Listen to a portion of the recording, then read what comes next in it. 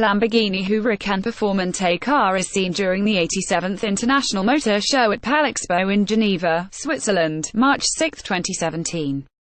REUTERS, Arnd Wiegmann Startups raised over $5 billion issuing their own digital currencies last year, and there are now over 1,400 in circulation. In 2018, what's going to happen is some consolidation of the market, co-founder of cryptocurrency IOTA tells BI. I think there will be a shakeout of these ICOs, private equity veteran and cryptocurrency enthusiast Doug Barrowman says. London, cryptocurrency market participants are predicting a fall in the number of digital currencies in circulation this year as the projects behind them fail to gain traction or consolidate. 2017 saw a boom in so-called initial coin offerings, ICOs, where startups issue their own digital currencies, structured like Bitcoin, in exchange for real money to build their businesses. Startups raised over $5 billion through ICOs last year, and there are now over 1,400 cryptocurrencies in circulation. These coins can be traded on online exchanges, unlike equity in early-stage private businesses. Regulators around the world have warned that these investments are highly speculative and investors risk losing all their money.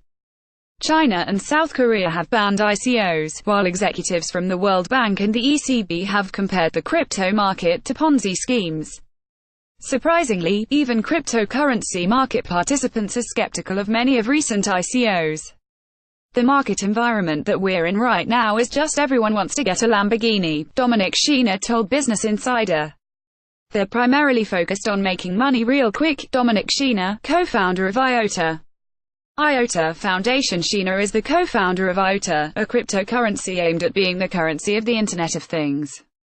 IOTA created a cryptocurrency back in 2015, practically ancient history in the cryptocurrency world. MIOTA, the currency, is now the 11th biggest cryptocurrency by value. In my opinion, in 2018 what's going to happen is some consolidation of the market, he said.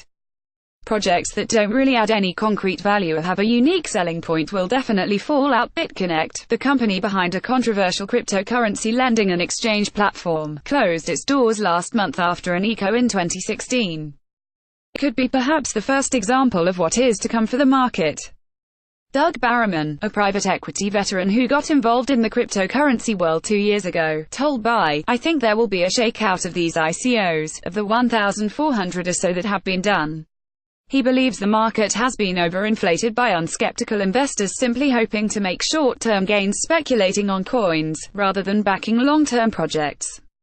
No one is actually looking and saying, is the ICO any good? Speculators are just trading altcoins, Barrowman, who is conducting his own ICO, said. A lot of global crypto investors, they don't even care what the ICO is. The white paper comes out, it's been thought about for 5 minutes, and then everyone plays the same game, they pump it high, they dump it, they buy back when it's dumped, then they pump it again on some more news. Business Insider highlighted the prevalence of pump and dump scams in cryptocurrency secondary markets last year. Sheena said, market manipulation has really hurt IOTA since the beginning. All you have to do is spread a lie and have your Twitter and Reddit trolls and bots go lie. Then it quickly changes the public perception and then the market just crashes. Then you issue a correction and say, hey, that's not true. That's how those people make money. Doug Barrowman.